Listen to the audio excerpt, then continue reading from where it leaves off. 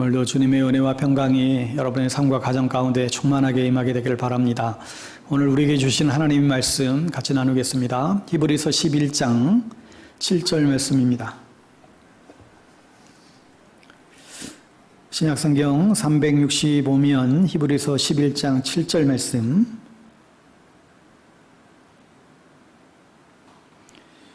우리 찾으셨으면 우리 자리에서 일어나셔서 우리 한 목소리로 같이 하나님의 말씀 선포하겠습니다. 시작. 믿음으로 노아는 아직 보이지 않는 일에 경고하심을 받아 경외함으로 방주를 준비하여 그 집을 구원하였으니 이로 말미암아 세상을 정죄하고 믿음을 따르는 의의 상속자가 되었느니라. 아멘.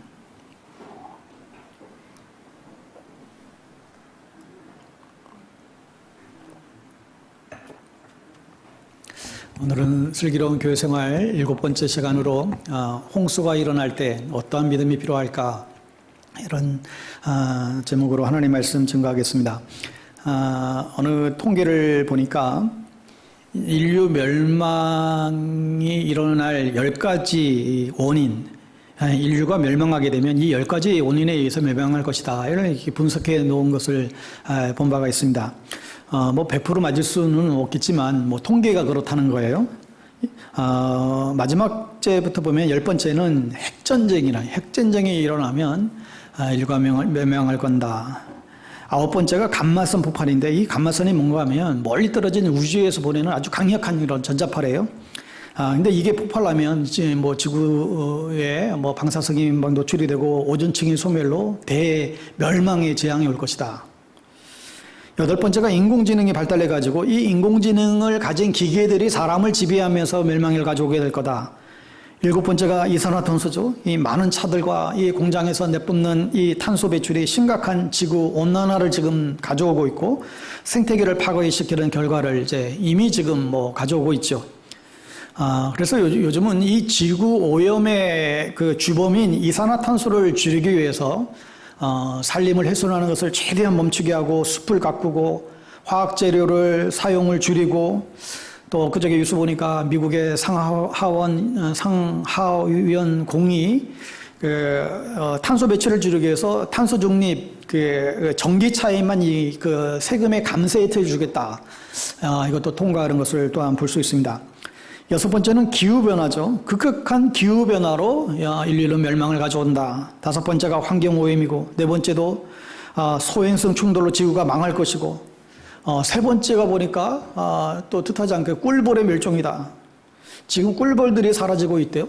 아니, 꿀벌들이 사라지는 게 이게 그렇게 대단한 일일까 했는데, 우리가 먹는 과일과 식량의 대부분은 꿀벌 없이는 열매를 맺지 못한다는 거예요. 그래서 우리나라만 해도 이 꿀벌이 우리나라 농작물에 가져다 주는 그 기여하는 경제적인 가치가 6조가 넘는다. 그렇게 과학자들이 통계하는 것도 보았습니다. 2번째는 전염병이죠. 익히 우리가 잘 알고 있습니다. 첫 번째가 뭘까요? 첫 번째가 뭘 것 같습니까? 인류 멸망의 10가지 원인 중에 가장 첫 번째, 마지막.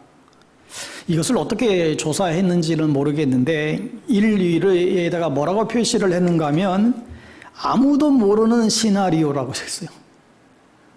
아무도 모르는 시나리오에 의해서 인류가 멸망한다는 거예요. 알 수 없는 뭔가에 의해서 인류가 끝장이 난다는 거예요. 여러분, 그런데 우리는 이걸 알고 있죠. 우리는 인류의 멸망, 마지막 멸망이 언제 오는가? 다른 사람들은 모르지만 우리는 알고 있죠. 그게 언제예요? 주님의 재림이에요. 그때가 끝입니다. 마태복음 24장에 보면 지구 종말의 징조를 설명하기를 극도의 타락한 현상에 대해서 계속해서 언급하고 있습니다.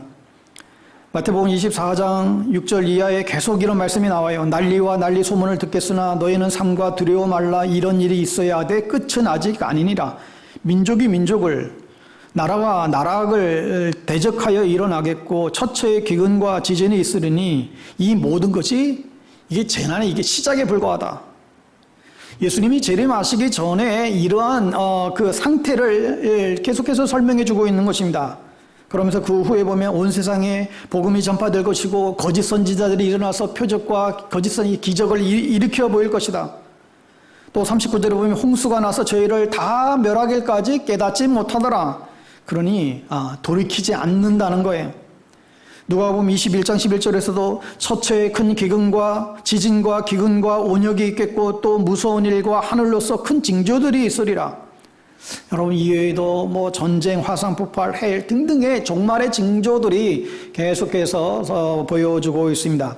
여러분 근세에 이르러서 실제적으로 세계 곳곳에서 이제 발생하는 특별히 이 대형 산불들은 정말 대단합니다. 호주 지난번 9월에 이 호주 산불은 막 역대 최악이었어요. 24명이 죽고 5억여 마리의 야생동물이 죽었습니다. 5억 마리 이상의 야생동물이 다 불타고 죽었어요. 지난 4월에 러시아 시베리아의 역대급 산불이 러시아에도 발생했는데 지금 전쟁 중에 있다 보니까 이 진화하는데도 지금 참 애로를 겪었죠. 또한 남미의 아마존의 산불로 아주 생태계에 위협을 가했고 자연환경에 많은 파괴를 입혔습니다. 특히나 종말의 징조로 도덕적 양심이 마비된다. 이걸 성경은 계속 얘기합니다. 종말의 때에 사람의 양심이 마비가 된다는 거예요. 여러분 오늘날 도덕성이 타락이 정말 심각한 상태까지 타락을 했습니다. 상상하지 못하는 악들이 벌어지고 있는데 뭐 사람 죽이는 건 이건 뭐 그냥 예사고요. 여러분 뉴질랜드가 아주 아름다운 나라라고 알려져 있는데 거기에 유명한 그 한 피자 가게가 있는데 그 피자 가게 이름이 뭐냐면 헬레이저예요. 지옥을 일으키는 사람들이란 뜻이죠. 이 피자 가게 이름이에요. 근데 이 피자가 지금 한국에 지금 서울에도 상륙했다고 하는데 거기에 파는 음료수 이름이 디몬 드링크예요. 악마의 음료예요. 그들이 부르는 구호가 있어요. 우리는 지옥으로 진정으로 지옥에 가고 싶다. 이걸 막 외쳐요. 이 미친놈들 아니에요? 오늘날 상상을 초월하는 이 사건들이 사실 계속 벌어지는데 뭐 유아살인, 뭐 가족살인, 뭐 근친상간 뭐 이런 건 뭐 새로운 것도 아니죠. 그야말로 정말 말세입니다. 무엇보다도 사랑이 식어져 가고 있죠. 하나님으로부터 멀어지면 사랑은 당연히 식어지게 되어 있습니다. 서로 미워하고 비판하고 정죄하며 나눠주는 것이죠. 공동체를 파괴하는 일들이 일어납니다. 하나님의 나라는 공동체인데 그래서 마귀는 공동체를 계속해서 깨뜨리려고 하는 거예요. 또한 수많은 전염병, 사람들이 이 전염병 퇴치를 위해서 항생제를 개발했는데 이 슈퍼박테리아, 이게 지금 출혈한 것이죠. 이게 뭐예요? 이 항생제를 이기는 세균이에요. 이 슈퍼박테리아는 항생제 개발 속도보다도 더 빠르게 전파가 된다는 것입니다. 그뿐만 아니라 하나님의 창조 질서를 파괴하는 일들이 곳곳에서 일어납니다. 해마다 계속 회자되고 있는 이 차별금지법이라는 여러분 많은 얘기를 하고 있는데 이 차별금지법이 계속해서 야기가 되는 것은 핵심은 두 가지입니다. 하나는 성차별 금지하자는 거예요. 성차별 금지하자. 남녀 따지지 말자는 거죠. 결혼의 정의를 남자와 여자가 만나 부모를 떠나 한 가정을 이루는 게 결혼의 정의인데 그게 아니라 남자와 여자가 아니라 남자와 남자를 여자와 여자가 아무 상관없이 두 사람이 만나 부모를 떠나 사는 것, 이게 결혼의 그 정의로 이렇게 뒤바뀌고 있습니다. 남자 며느리를 맞이할 때가 곧 올지도 모릅니다. 또 하나는 종교 차별 금지입니다. 다른 종교 틀렸다고 말하지 말라는 거예요. 물론 기독교는 타 종교를 무작정 배타하고 그러지 않습니다. 타 종교에도 때로 보면 굉장히 배울 점이 많이 있습니다. 그러나 구원의 문제에 있어서만큼은 결코 양보할 수가 없는 것이죠. 이 두 가지가 핵심이에요. 나머지는 사실 이 두 가지를 관철시키기 위한 어떤 들러리에 불과한 것 같아요. 이게 법으로 정해지게 되면 소위 이제 전도하다가 잡혀가는 일들이 생겨나는 것이죠. 기독교에만 구원이 있다라고 말하지를 못하게 만듭니다. 그러니까 이 차별금지법, 이 단어 자체는 이게 말이 얼마나 좋아요. 차별을 금지하자. 이 세상에 있는 모든 차별을 금지하자. 단어 자체는 얼마나 좋은, 단순히 그대로 정말 차별을 금지하는 거 좋은 거잖아요. 근데 그런 뜻이 아닙니다. 거기에는 굉장한 음모들이 사실 숨겨져 있습니다. 세속화도 무섭지만 혼합 종교들이 일어나게 되면 온갖 종교들이 일치라는 명목하에 뒤섞여버리는 종교다원주의에 빠지게 됩니다. 아무거나 믿어도 된다. 하나만 아무거나 믿어도 된다. 이런 범신론에 빠지고, 때로는 자기 자신의 중심이 되는 유해지 사상에 빠지고, 또 상대주의 진리가 판을 치게 되죠. 사람들은 절대적인 진리를 좋아하지 않습니다. 오직 예수 그리스도를 통해서만 구원을 잊는다. 그런 기독교만의 이기적인 배타적인 생각이 어디 있느냐고 하면서 부정하고 목소리를 높이죠. 또한 교회가 세상과 똑같아져 버리고 구별점이 없어져 버리는 것, 이런 모든 것들이 말세의 증거입니다. 어쨌든 종말의 때에 나타날 수 있는 수많은 징조들에 대해서 성경은 이야기하고 있고 지금 이 순간에도 세계 곳곳에서 나타나고 있지요. 우리는 지난 3년여간 한 번도 경험해보지 못했던 코로나 바이러스 전염병으로 인해서 전 세계가 멈춰버리는 것을 경험했습니다. 그리고 아주 작게는 우리가 지난주 중에 서울에 80년 만에 기록적인 폭우, 많은 피해를 입었죠.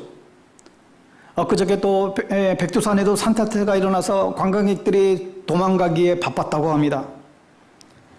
지난주에 미국의 이 건조한 사막지대인 이 데스밸리에 1000년 만에 폭우가 쏟아졌대요. 아주 건조한 사막지대인 이 데스밸리에 1000년 만에 폭우가 엄청 쏟아내렸다는 거예요. 이 모든 것들이 종말의 징조이죠. 이러한 홍수와 같은 사태가 벌어질 때 우리에게는 어떠한 믿음이 필요할까? 오늘 본문은 잘 아는 내용 아닙니까? 우리도 전에도 한번 이 본문을 다뤘습니다. 우리가 아무리 큰 태풍이 몰려오고 쓰나미가 몰려온다 할지라도 결단코 침몰하지 않는 배를 소개하고 있는데 바로 이 노아의 방주입니다. 노아 시대는 구원이 불가능하다고 할 만큼 아주 타락한 시대였죠. 어느 정도 부패했는가 하면 하나님께서 근심할 정도로, 한탄할 정도로 내가 이 사람들을 만난 것을 내가 후회가 된다 할 정도로 타락했던 시대였습니다. 그런 시대에 노아가 하나님의 음성을 받은 것이죠. 지금 내가 결코 심판할 수밖에 없어서 심판하는데 너는 방주를 만들어서 살아남으라고 말씀합니다. 여러분, 인류의 역사는 예수 그리스도를 통해서 인류를 구원하시는 그런 역사이죠. 하나님께서는 그 일들을 이루어가는 과정 가운데에 반드시 하나님의 사람, 믿음의 사람들을 사용하세요. 오늘 히브리서 11장은 잘 아시는데도 믿음의 사람들을 소개하는 믿음장이잖아요. 여기 소개된 모든 사람들은 그 시대에 하나님께 쓰임받은 사람들이에요. 여러분과 저도 오늘 이 시대에 하나님께 쓰임받는 그런 주의 종들 되시기를 바랍니다. 여러분, 하나님께서 노아 시대에 다 제쳐놓고 이 노아 한 사람을 탁 집어서 선택을 했어요. 왜 노아를 선택했을까? 무엇보다도 노아는 하나님이 사용하시기에 편한 사람이었던 것 같아요. 하나님은 사람들이 너무 죄악에 관영해서 자기가 지은 것을 마음 아파 아주 후회하시고 후회하면서 내가 창조한 것 사람과 짐승까지 다 쓸어버리겠다 그렇게 작정을 했죠. 그런데 창세기 8장 6절에 보면 그러나 노아는 여호와께 은혜를 입었더라. 영어 성경에 보면 노아는 이 표현이 노아는 하나님의 눈에 들어왔다라는 번역을 하고 있습니다. 하나님이 온 땅을 감찰하고 계신데 이 노아가 눈에 확 들어온 거예요.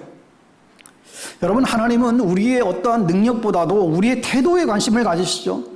주님, 내가 여기 있습니다. 주님, 저를 부족하지만 저를 사용해 주세요. 나를 보내주세요. 하나님은 어떤 슈퍼스타를 사용하시는 것이 아니라 평범한 사람을 사용하세요. 하나님은 자기 자신을 부족하지만 내어드리는 사람을 사용하시죠. 이게 노아의 모습이었습니다. 오늘 노아의 믿음을 오늘 히브리서 7장은 하나님이 칭찬하셨는데 무슨 믿음을 가졌는가? 7절에 보면 믿음으로 노아는 아직 보이지 않는 일에 경고하심을 받았다.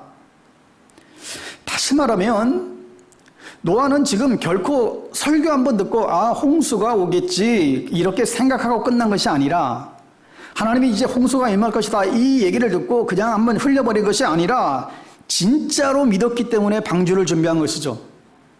그러니까 노아는 보지 못했고 손에 잡히지 않았지만 이 하나님의 단순한 이 계시의 말씀을 생명처럼 여기고 자기 일생을 건 거예요.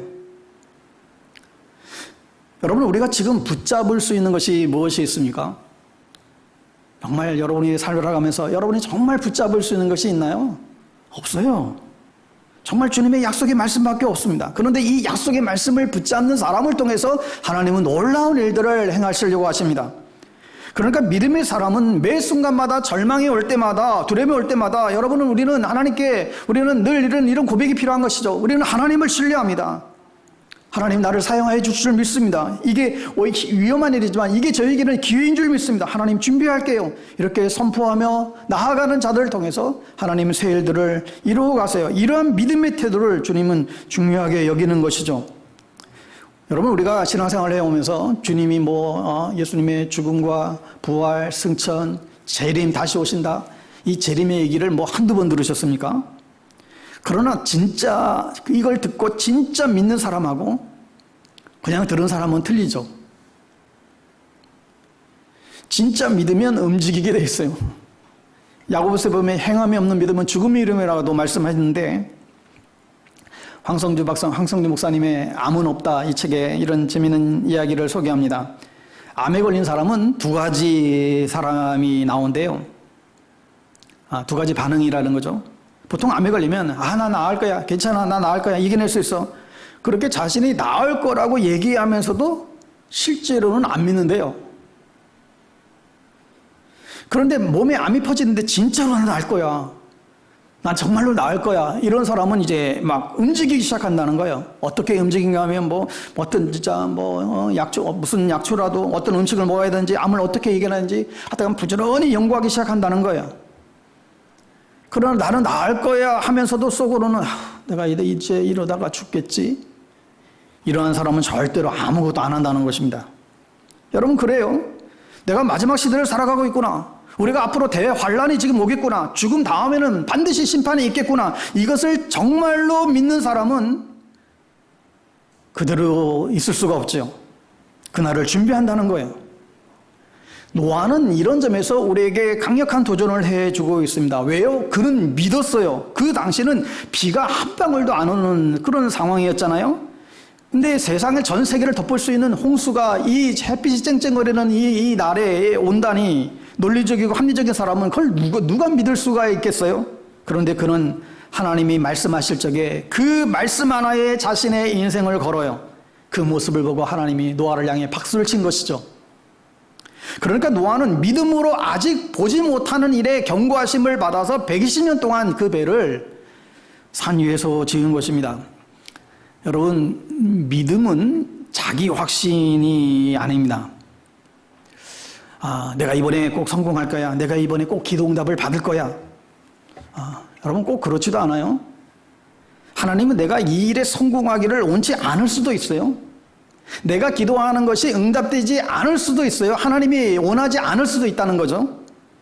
믿음이란 자기 확신이 아니라 하나님이 말씀하신 것을 붙잡았을 적에 기도응답이 있고 하나님이 말씀하신 것을 끝까지 붙잡았을 때의 증거를 보게 되는 것이죠. 그래서 로마서 10장 17절 말씀대로 믿음은 들음에서 나고 들음은 그리스도의 말씀으로 말미암음이다. 여러분, 그러니까 믿음의 대상은 하나님이시고 믿음의 내용은 하나님께서 하신 말씀이에요.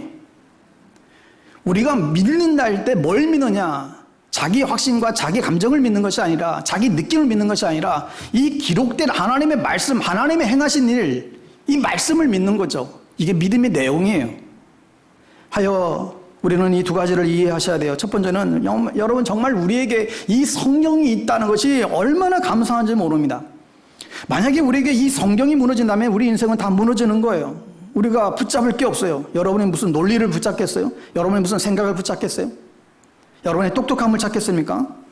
조금 있으면 다 없어지는 것들인데 여러분의 생각과 감정을 붙잡겠어요? 조속으로 바뀌는데 그러니 절대 우리는 성경을 놓쳐서는 안 됩니다. 그러니까 어떤 상황 속에서도 여러분이 기도 제목이 있을 때, 어떤 상황이 있을 때에 여러분이 먼저 결정하지 마시고 성경을 펴시고 주님께 물으셔야 돼요.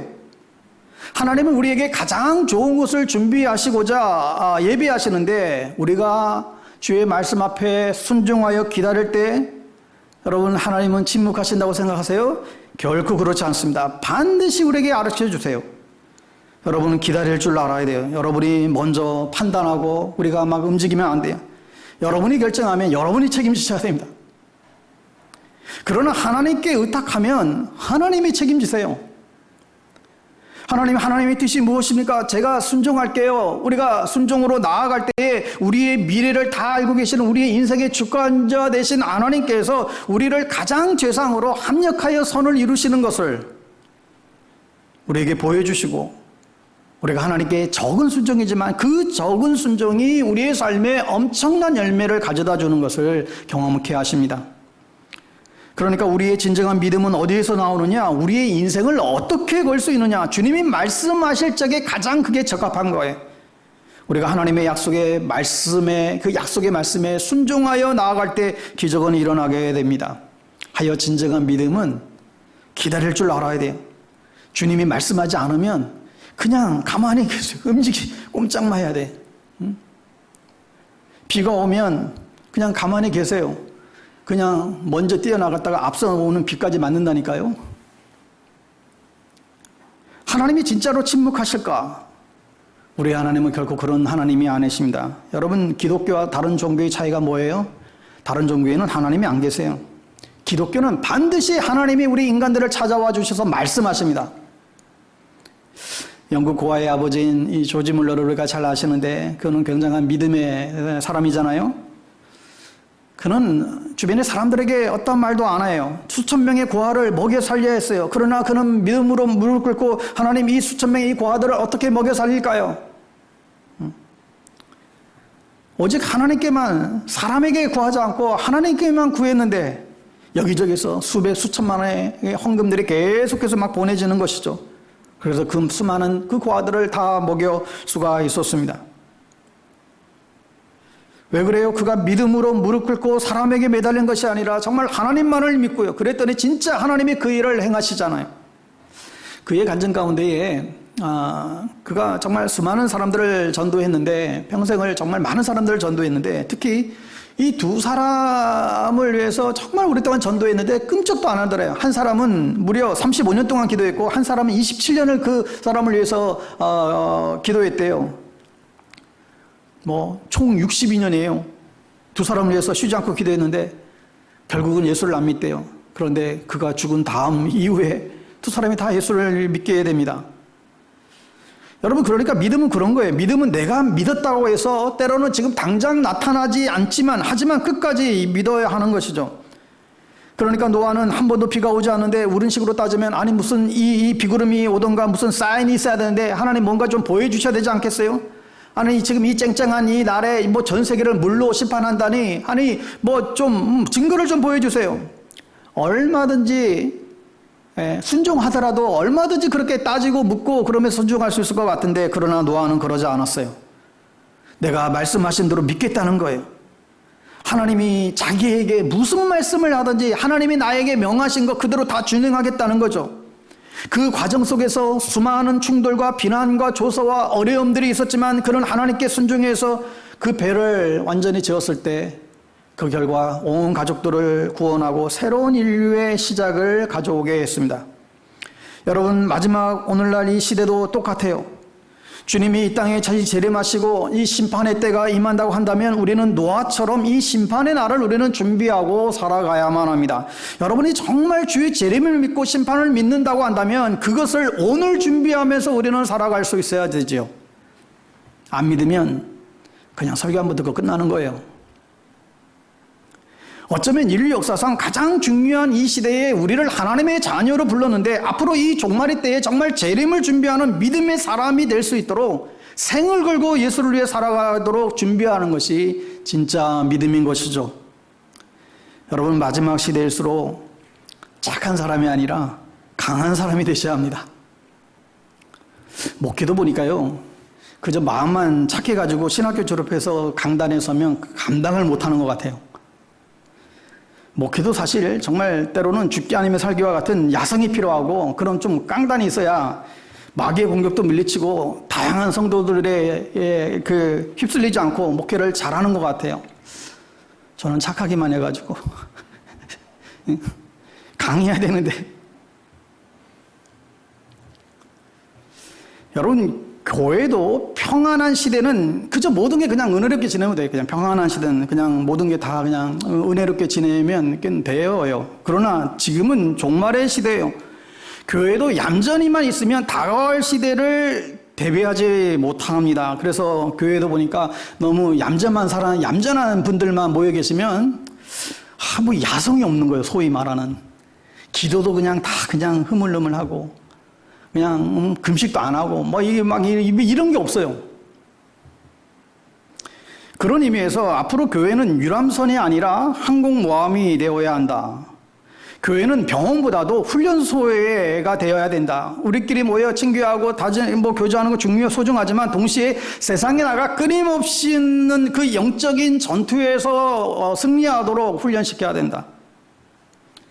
하여 교회가 힘 있는 교회가 되기보다 성도들이 힘 있는 성도들이 되어서 일상 속에서 믿음으로 살아갈 때에 하나님의 나라가 이 땅 가운데에 임하는 것입니다. 어떻게 아무런 고난을 안 받은 사람이 앞으로 장차 다가올 그 종말의 시대의 이 환란을 어떻게 견디겠어요?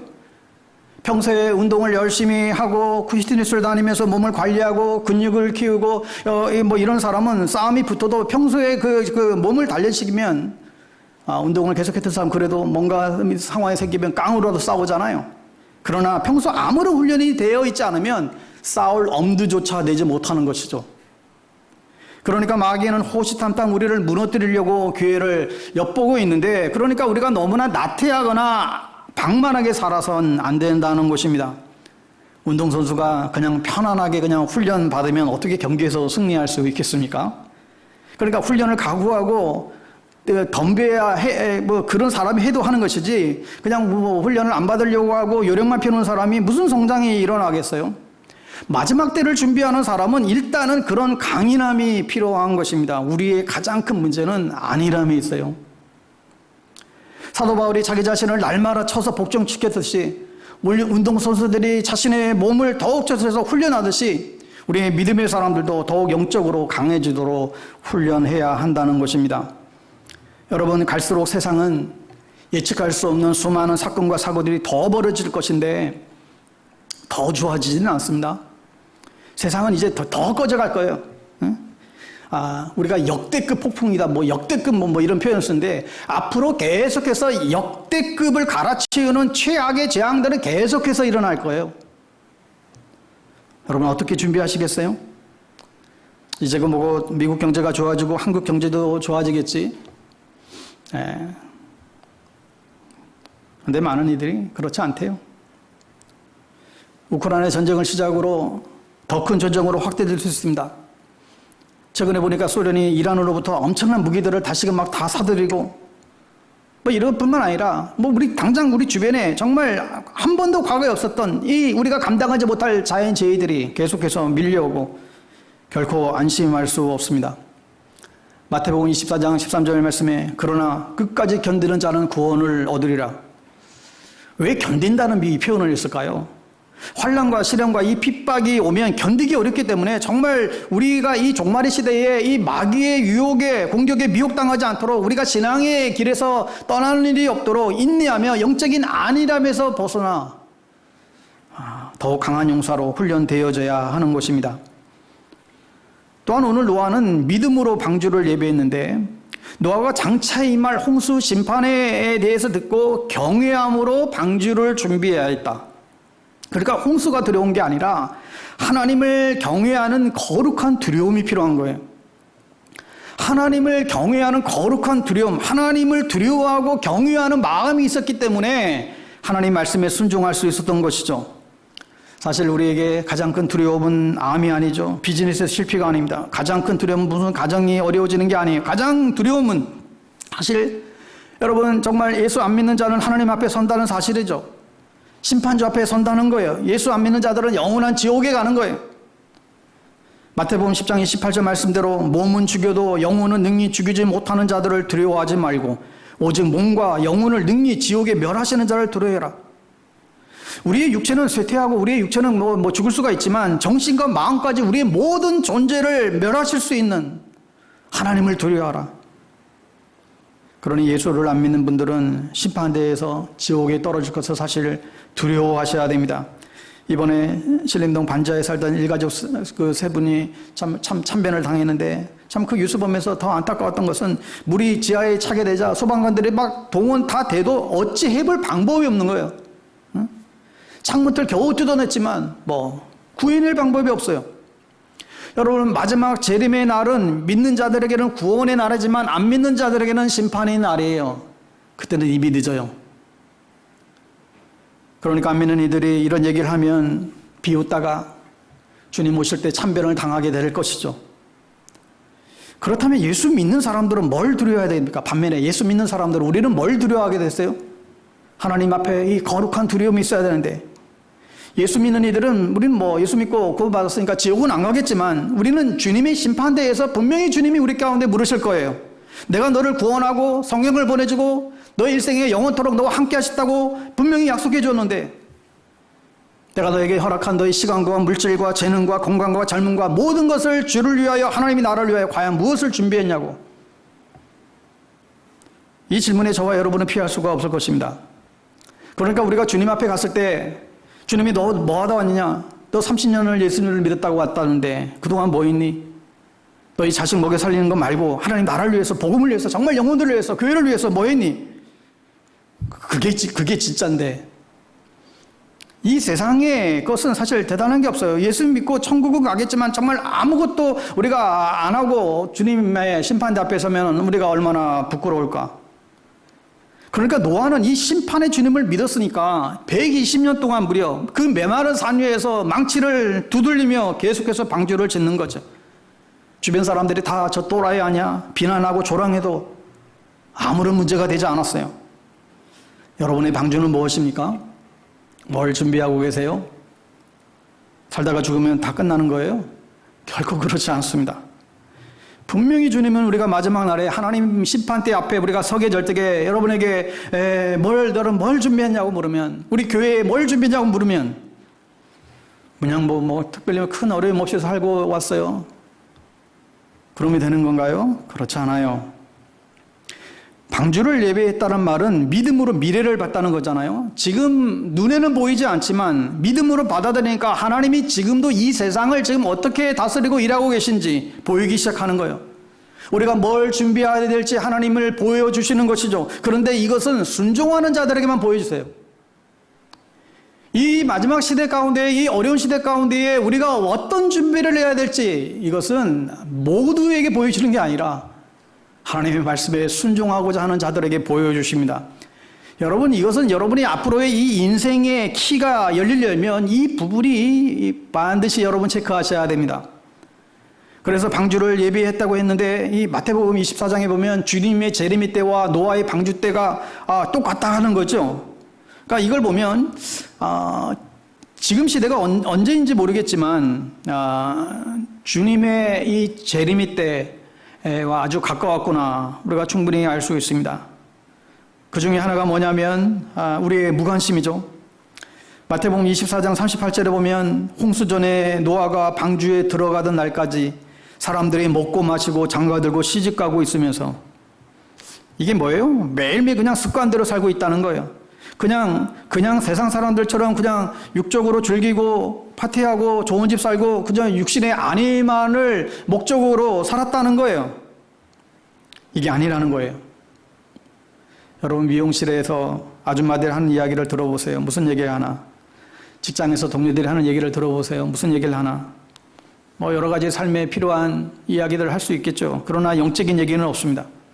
우리가 지금 이 마지막 시대를 우리가 어떻게 준비하며 살지, 정말 우리가 주님 앞에 정말 부끄러움 없이 어떻게 우리가 살아가야 될지, 사실 이런 얘기를 여러분 들어본 적이 있으신가요?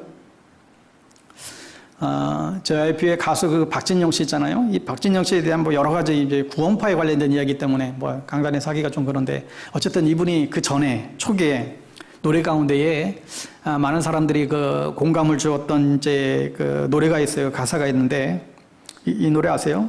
놀 만큼 놀아봤어. 아시나요?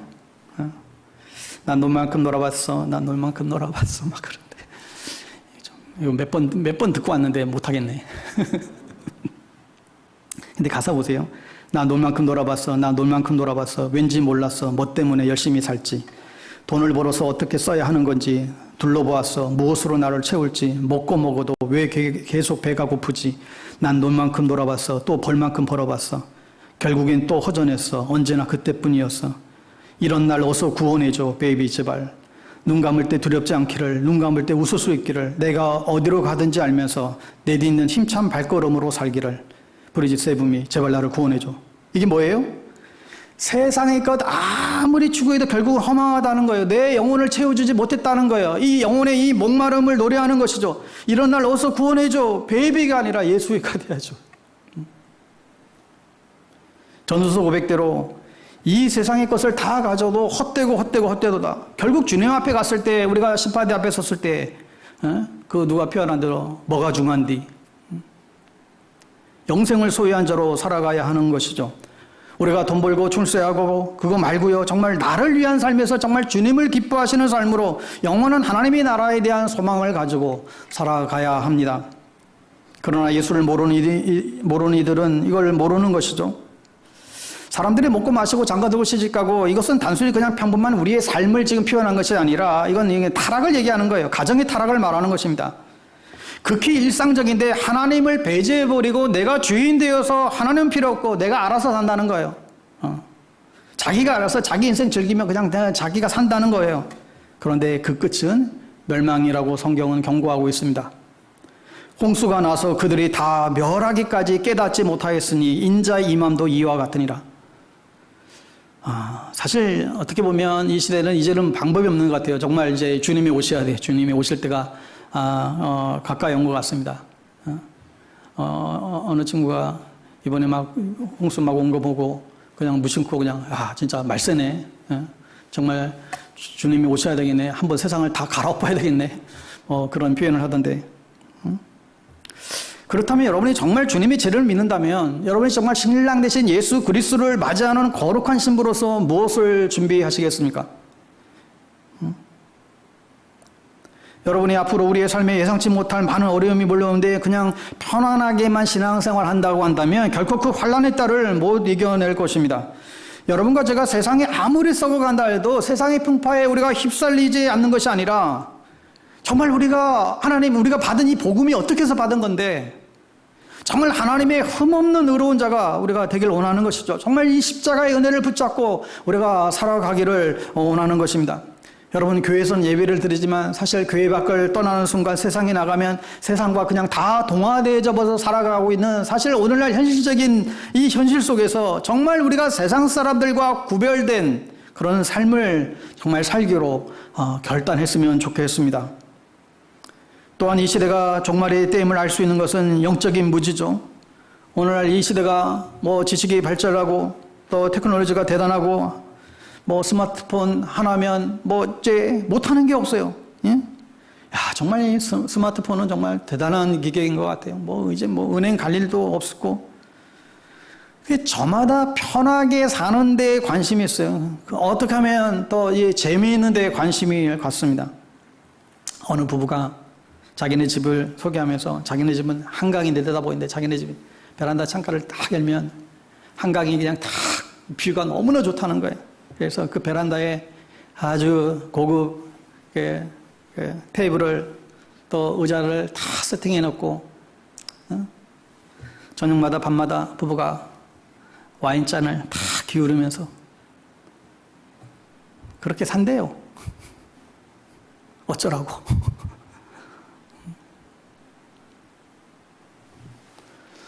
부부도 매일 바라보면 선한 게 나오겠어요? 가끔 봐야 에너지가 생기지. 그럼 그게 뭐라고? 그게 내 인생에 답을 주나요? 정말 예수가 내 안에서 24시간 역사할 때 우리 안에 선한 게 나오는 거죠. 그러니까 오늘날 이 과학기술 환경은 너무너무 발전하고 좋아지지만 반면에 영적으로는 너무나 이제 무지한 거예요. 근데 이런 타락과 영적인 일에 관심 없고 무지한 시대에 노아는 준비했다는 거죠. 여러분, 노아가 방주를 지었는데 그 크기가 장난이 아닙니다. 쉽게 이해하려면 여러분 그 3층 구조의 운동장 크기, 축구장 운동장 크기 정도 생각하시면 될 것 같아요. 화물열차 570칸이 들어가는 공간이래요. 동물이 암수쌍으로 해서 7만 마리가 들어갈 크기라고 하니까. 이 방주라는 단어는 이제 상자를 의미한다고 하잖아요. 여러분 그 아기 모세가 나일강에 버려졌을 때 갈대 상자에 이렇게 보내졌는데 그 갈대 상자와 방주와 똑같은 단어예요. 그러니까 물에서 이제 건져낸 그런 의미죠. 이 방주는 일반적인 유선형의 배 모양이 아니라 마치 그 상자와 같은 모양이라고 합니다. 왜냐하면 여러분 이 방주는 어떤 목적지를 이제 향해서 운항하는 배가 아니라 이 홍수와 그 지각 변동 속에 그것을 견뎌내야 될 그런 배였기 때문에 그런 특별한 구조로 하나님이 명령하신 것이죠. 아무리 비바람이 쳐도 끄떡이 없었습니다. 또 한 가지 이 방주의 특이한 점은 배는 그 배의 방향 키가 있지 않습니까? 근데 이 방주는 키도 없고 나침반도 없고 조정실도 없다는 거예요. 그러니까 노아가 방향을 잡을 수도 없고 그냥 물이 흘러가는 대로만 가야 하는 거예요. 이게 노아의 방주예요. 방주 안에 있는 사람은 자기 힘으로 뭔가 할 수 있는 게 아무것도 없어요. 그냥 하나님을 믿고 가는 수밖에 없어요. 사실 그 폭풍우 속에서 그 배 안에 있으면서도 얼마나 불안했겠어요? 혹이라도 이 배가 낭떠러지로 떨어지면 이게 파괴되는 거 아닌가? 여러 가지 염려를 할 수 있겠죠. 그러나 배 안에선 정말 하나님을 신뢰하는 것 외에는 할 게 아무것도 없었습니다. 여러분, 하나님을 믿고 가는 우리 인생은 마치 이 방주 안에 있는 것과 같습니다. 방주 안에서 우리가 주 안에 있으면 사실 우리가 할 일은 아무것도 없고 그저 하나님을 신뢰하며 따라가는 일만 우리에게 주어진 과제죠. 그러나 하나님을 믿기 때문에 어떠한 인생의 폭풍과 비바람이 온다 할지라도 우리는 평안할 수가 있습니다. 지금 비가 오고 폭풍이 불고 물결이 치는 것을 우리가 컨트롤할 수 있습니까? 우리가 이거 할 수가 없어요. 우리가 만들어낼 수도 없앨 수도 없어요. 하지만 우리는 배 안에 있습니다. 주님이 직접 인도해 주시고 그 안에 구원이 있습니다.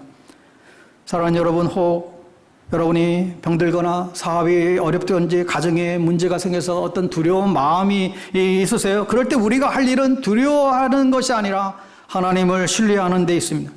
우리의 동력이 되시고 우리의 방향을 정해 주시는 하나님이 우리를 지키시고 보호해 주세요. 내 인생의 배를 조정하고 인도하시는 그분은 하나님이라는 사실을 꼭 기억해야만 합니다. 배 안에 타고 아무리 배가 이리저리 가야 한다고 애를 쓰며 노력한다고 그리로 가는 것이 아니라 하나님이 인도해 주셔야만 하는 거예요.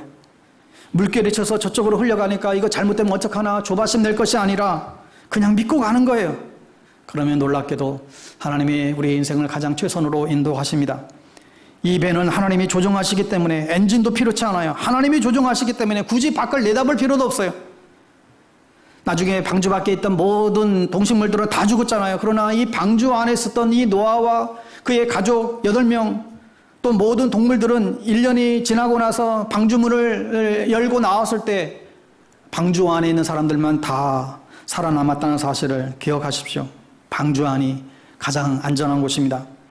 사실 노아는 홍수로부터 구원받았지만 그 다음엔 어떻게 해야 될지 대책은 없었어요. 그래도 두려워하거나 걱정할 필요가 없었지요. 그 무서운 홍수에서 구원해 주신 하나님이 그 다음 우리를 건져낸 그 다음 이후에도 하나님의 어련히 살게 하실까? 아무렇게나 살라고 그 다음 팽개치실까? 결코 그렇지 않습니다. 하나님은 우리의 모든 필요를 아시고 인도해 주실 것입니다. 우리도 마찬가지죠. 예수 그리스도를 믿고 우리가 구원을 받았다면 그 다음에 내 삶이 어떻게 될지 이제는 너 구원받았으니까 네 마음대로 살아라. 또 혹은 내 삶이 정말 계속해서 불안한 가운데 그렇게 살 필요가 없죠. 물론 여러분 우리가 인생에서 하루하루 우리에게 주어진 시간을 최선을 다해서 우리는 또 열심히 살아야 될 필요가 있지만 결코 우리 인생에 대해서 염려할 필요는 없습니다. 미래가 당장 내 눈앞에 보이는 것도 아니지만 혹 또 불안한 상황이 계속 있을 수 있을지 모르지만, 그러나 저 영원한 죽음에서, 저 영원한 멸망에서, 저 무서운 지옥에서 우리를 주신 그 주님이 이제 구원했으니까 이제 네 멋대로 해라, 아무렇게나 살라고 내팽개치실 분이 결코 아니십니다. 하나님은 우리의 모든 필요를 다 아시고 계십니다. 하나님이 모르시거나 무시하는 것이 아니에요. 야, 너의 필요, 그거 필요 없고 그냥 나만 따라와, 이렇게도 하지 않습니다. 우리에게 필요한 것을 다 하세요. 그렇기 때문에 하나님의 나라와 그 일을 구하라. 그래야면 너희 필요한 것들을 다, 모든 것 다 뒤따라온다는 거예요. 하나님의 나라와 그 의를 구하는 삶이 바로 하나님과 동행하는 삶이고, 하나님을 신뢰하는 삶이고, 하나님께 온전히 붙잡혀 살아가는 삶입니다. 바로 그런 삶이 축복입니다. 노아 사건이 우리에게 보여주는 중요한 진리이죠. 노아처럼 하나님의 경고의 말씀을 두렵고 경외하는 마음으로 듣고 받아야 한다는 말씀이, 노아처럼 순종해야 한다는 거예요. 또 방주 안으로 들어가야 한다는 말씀입니다. 방주를 떠나서는, 교회를 떠나서는 구원이 없습니다.